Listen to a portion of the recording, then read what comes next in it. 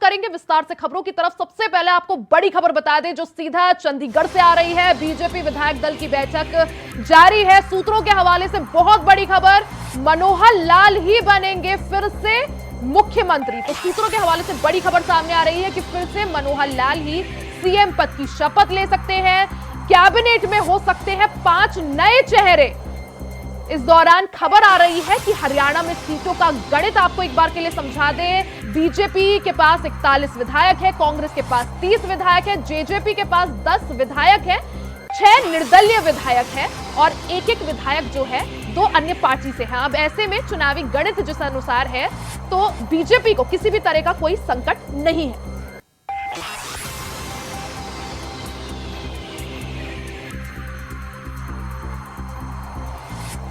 एक बार फिर से आपको समझा देते हैं चुनावी गणित। बीजेपी के पास 41 विधायक है, कांग्रेस के पास 30 विधायक है, 90 सीटें हैं विधानसभा में, जिसमें से जेजेपी के पास 10 है, निर्दलीय विधायक 6 है और आईएनएलडी के पास 1 विधायक है। हरियाणा में सीटों की गणित आपको समझा दें। हरियाणा लोकहित पार्टी के पास 1 सीट है, बीजेपी के पास 41 सीटें हैं, 41 विधायक है। जेजेपी के बिना भी बीजेपी को बड़ी आसानी से सरकार बनाने में कोई दिक्कत नहीं है। निर्दलीय विधायक 6 है, एचएलपी के पास 1 सीट है और कुल हो जाते हैं 48 विधायक। तो 90 सीटें हैं, बहुमत के लिए 45 सीटें चाहिए। निर्दलीय विधायक 6 है, जिनमें से निर्दलीय विधायकों ने अपना समर्थन भारतीय जनता पार्टी को दे दिया है। निर्दलीय विधायकों का भी बयान सामने आया था जिसमें वो कह रहे थे कि हमने पूरी तरह से बीजेपी पर भरोसा जताया है, हमारा समर्थन भारतीय जनता पार्टी को है। बीजेपी के पास 41 विधायक है, कांग्रेस के पास 30 विधायक है। तो बीजेपी के पास 41 विधायक है। ग्राफिक्स के माध्यम से आपको एक और बार समझाते हैं सीट शेयरिंग किस तरह से, किस दल के पास कितने विधायक है। जेजेपी के बिना भी बहुमत से बड़ी आसानी से भारतीय जनता पार्टी को सरकार बनाने में कोई दिक्कत नहीं है और इसलिए समय भी घोषित कर दिया गया है कि 4-5 बजे के आसपास फिर से सीएम पद की शपथ ली जाएगी। बीजेपी के पास 41 विधायक है, कांग्रेस के पास 30 विधायक है,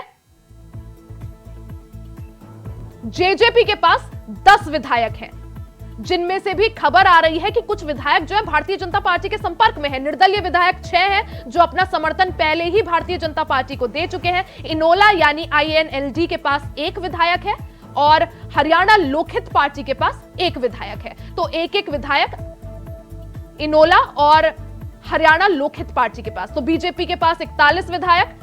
बीजेपी जेजेपी जब साथ थे तो इससे पहले उनकी सरकार थी, लेकिन अब जब गठबंधन टूट चुका है तो जेजेपी के बिना भी बड़ी आसानी से बीजेपी को सरकार बनाने में किसी भी तरह की दिक्कत होती हुई नजर नहीं आ रही है।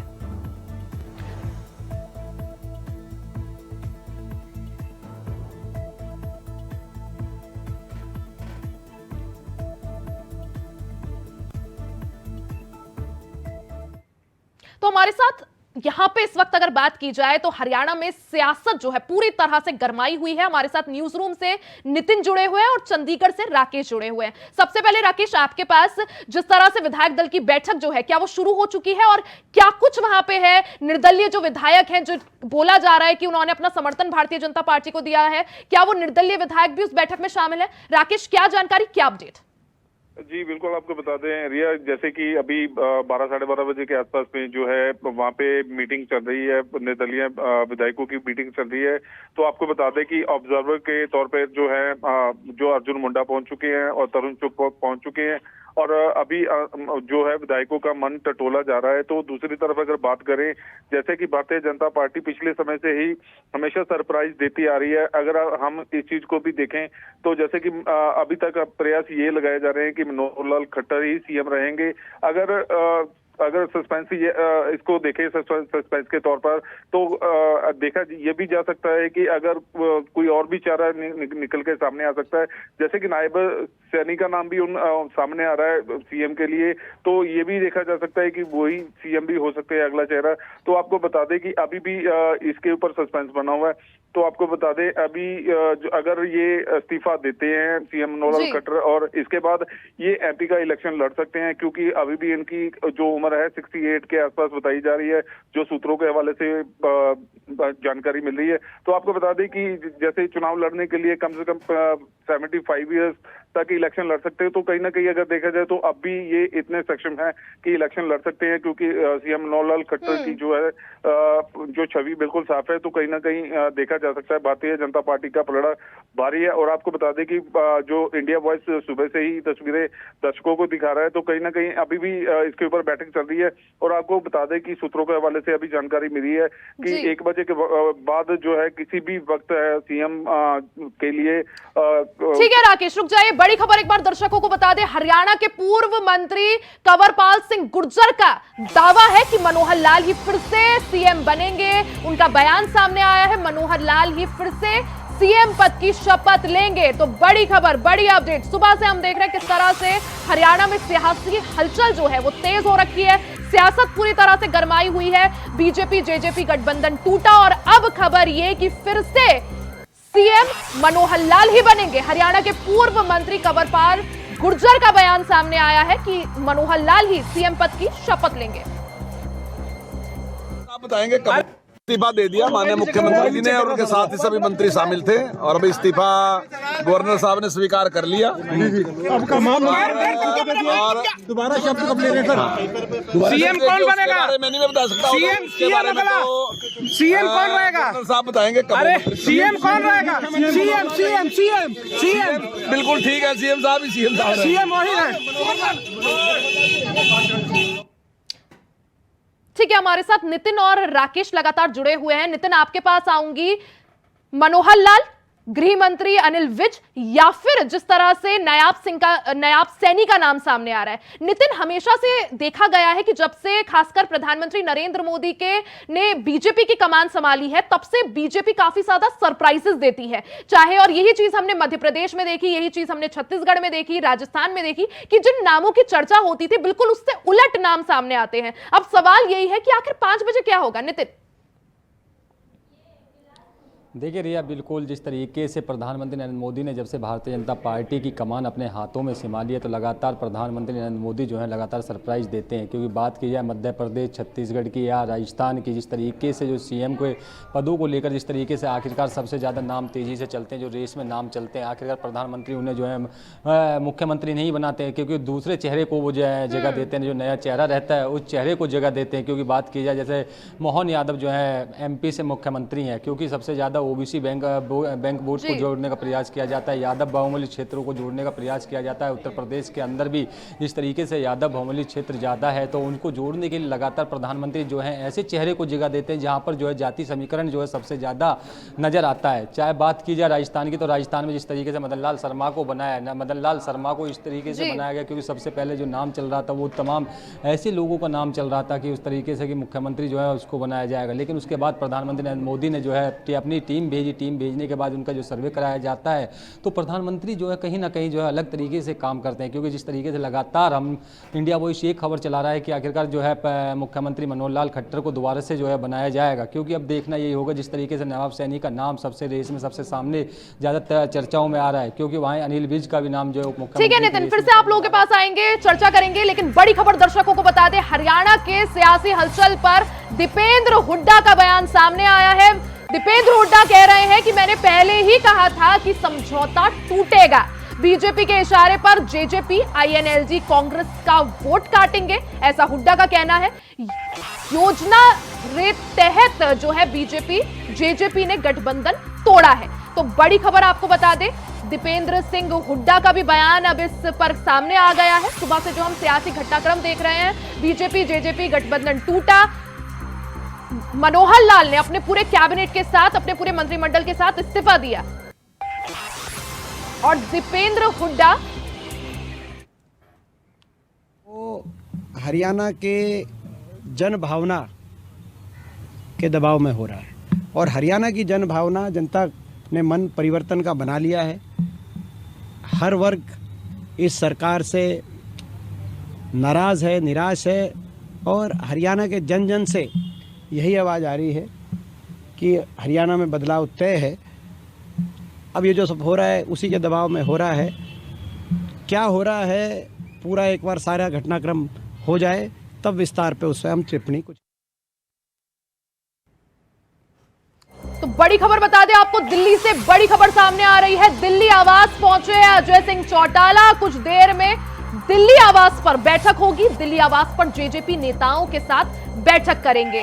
तो दुष्यंत चौटाला के बड़े भाई अजय सिंह चौटाला दिल्ली पहुंच गए हैं। कुछ ही देर में उनके फार्म हाउस पर बैठक होगी, जिसमें सभी जेजेपी के नेताओं को बुलाया गया है, क्योंकि अब सबसे ज्यादा इस गठबंधन के टूटने से जो नुकसान होता हुआ दिखाई दे रहा है वो जेजेपी को दिखाई दे रहा है। तो दिल्ली आवास पर जेजेपी के नेता पहुंच रहे हैं।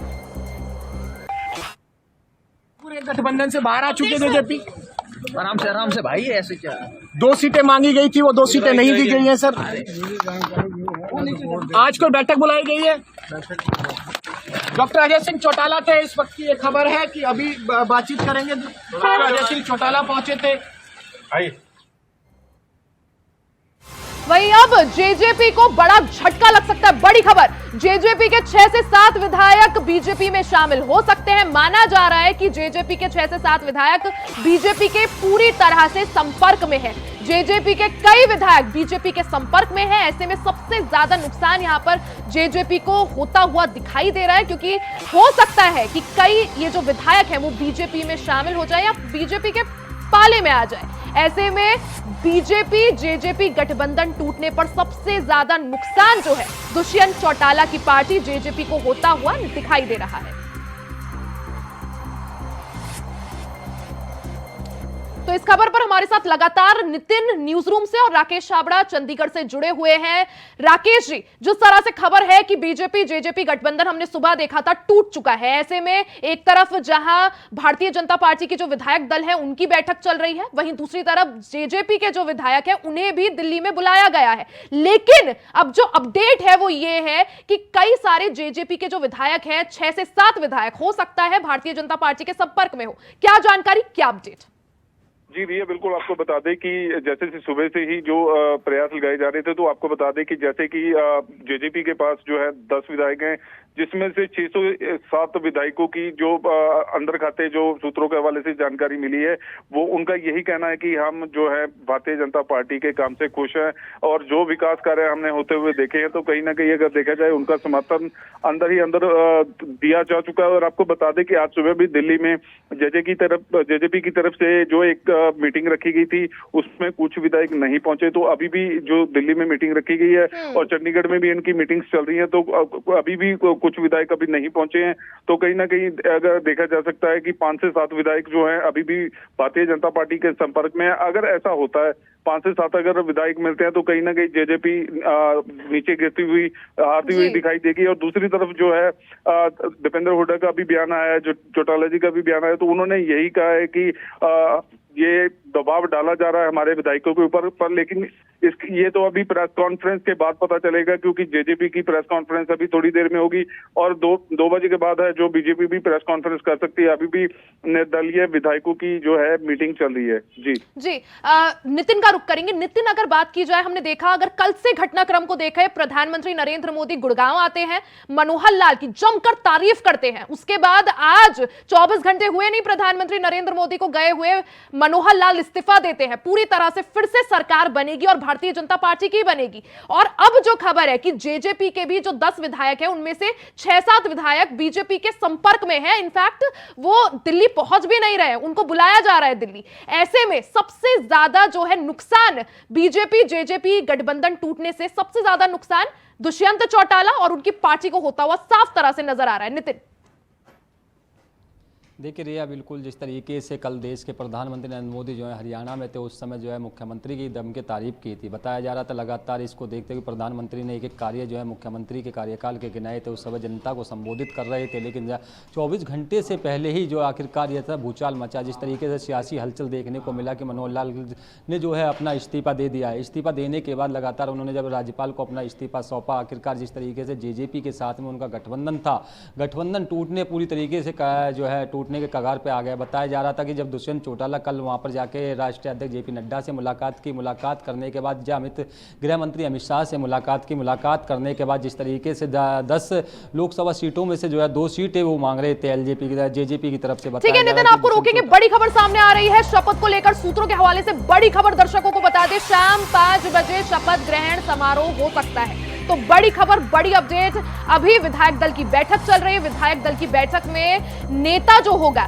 यानी कि किसको कमान दी जाएगी, हरियाणा की मुख्यमंत्री किसको बनाया जाएगा, इस पर अभी मंथन चल रहा है। और जैसे ही वो साफ होगा तो राज्यपाल को बोला गया है कि शाम 4 बजे से 5 बजे के वक्त कभी भी जो है शपथ ग्रहण हो सकता है। एक और बड़ी खबर आप लोगों को बता दें, सूत्रों के हवाले से बड़ी खबर, हरियाणा की सियासत जो है पूरी तरह से गरमाई हुई है। हरियाणा में सियासी हलचल तेज हो गई है। कांग्रेस ने अपने विधायकों को दिल्ली बुलाया है, जेजेपी ने भी अपने विधायकों को दिल्ली बुला रखा है। तो लगातार जहां एक तरफ भारतीय जनता पार्टी के विधायक दल की बैठक चंडीगढ़ में चल रही है, दूसरी तरफ जेजेपी ने अपने नेताओं को दिल्ली बुलाया है। और कांग्रेस ने भी हरियाणा के घटनाक्रम को देखते हुए, सियासी हलचल को देखते हुए कांग्रेस भी पूरी तरह से एक्टिव होती हुई नजर आ रही है। बड़ी खबर आपको बता दें, निर्दलीय विधायक गोपाल कांडा का भी बयान सामने आया है। उनका कहना है कि हम तो सरकार के साथ हैं, हम सभी निर्दलीय विधायक बीजेपी के साथ हैं, आगे भी ये सरकार ऐसे ही चलेगी। तो पूरा विश्वास निर्दलीय विधायकों ने भारतीय जनता पार्टी पर जता दिया है और ये भी कह रहे हैं साथ में कि आगे भी ये सरकार ऐसे ही चलेगी। हमारे साथ लगातार नितिन और राकेश जुड़े हुए हैं। राकेश, सबसे पहले आपके पास आऊंगी। ये जो पूरा घटनाक्रम है, जिस तरह से अभी विधायक दल की बैठक चल रही है, वही कांग्रेस भी इसमें अब काफी एक्टिव होती हुई नजर आ रही है। हालांकि बीजेपी की सरकार को किसी भी तरह का कोई नुकसान नहीं है, क्योंकि पता है कि शपथ उन्होंने ही लेनी है, बीजेपी के पास पूरी तरह से बहुमत है। लेकिन कांग्रेस के रोल की अगर बात करें, दीपेंद्र सिंह हुड्डा का बयान सामने आया कि बीजेपी यही करती है, ये गठबंधन टूटना ही था। और लगातार हम ये देखते भी है कि विपक्ष जो है बीजेपी पर तोड़ मोड़ की राजनीति का आरोप लगाते हैं। राकेश जी बिल्कुल, आपको रिया बता दें, जैसे कि इससे पहले भी इलेक्शन हुए हैं तो तब भी जेजेपी 2018 में आपको बता दें कि जब इलेक्शन हुए थे तब भी जेजेपी को थोड़ा साइड में रखा गया था। तो कहीं ना कहीं ये खटास पहले पिछले लंबे समय से ही चलती आ रही थी। तो अभी जैसे आपको पता है कि चुनाव पास में है, तो कल जो प्रधानमंत्री नरेंद्र मोदी भी होके गए हैं, उसके बाद जेजेपी का झटका कल ही जो जेजेपी ने अपनी तरफ से जो क्लियर कर दिया था। तो आज जो है दोनों पार्टियों की दिल्ली और जो है चंडीगढ़ में मीटिंग्स हो रही है। तो कहीं ना कहीं जो है जेजेपी को अपना डर सता रहा है। और आपको बता दें कि भारतीय जनता पार्टी ने पहले भी 2 स्टेटों में अपना जो परचम लहराया, तो अभी हरियाणा में भी कहीं ना कहीं अगर देखा जाए तो जैसे अमित शाह जो है केंद्रीय मंत्री जो है अपने देश के, गृह मंत्री है, माफ कीजिएगा, गृह मंत्री है, उनकी तरफ से भी गठबंधन के समय में उनको बीच में रखा गया था। तो अभी भी अगर जैसे ऑब्जर्वर अभी चंडीगढ़ पहुंचे हैं, तो जो गृह मंत्री देश के हैं उनकी जो निगरानी में ये कार्रवाई की जा रही है। तो कहीं ना कहीं अगर देखा जाए तो केंद्र सरकार ने पहले ही मन बना लिया था कि हम अपने लेवल पे, अपने स्टैंड पे अपना जो है इस पे जीतेंगे। क्योंकि अभी भी अगर बात करें 42 विधायक इनके पलड़े में पहले से हैं, और अगर 5 या 6 और आ जाते हैं तो इनका जो पलड़ा है और भारी हो जाएगा। जी बिल्कुल राकेश, हरियाणा में सियासत पूरी तरह से गरमाई हुई है। जहां एक तरफ चंडीगढ़ में बीजेपी की बैठक जारी है, वहीं दिल्ली में भी जेजेपी और कांग्रेस की बैठक है। ऐसे में अब देखना यह होगा कि आखिर किसको हरियाणा की कमान मिलती है। बीजेपी फिर से मनोहर लाल के चेहरे पर दांव लड़ती है या कोई नया चेहरा सामने आता है। बहुत बहुत शुक्रिया नितिन आपका, और बहुत बहुत शुक्रिया राकेश आपका जुड़ने के लिए और तमाम जानकारी साझा करने के लिए। इसी के साथ इस बुलेटिन में फिलहाल के लिए सिर्फ इतना ही। खबरों का सिलसिला आगे भी जारी रहेगा, बने रहे हमारे साथ, देखते रहे इंडिया वॉइस।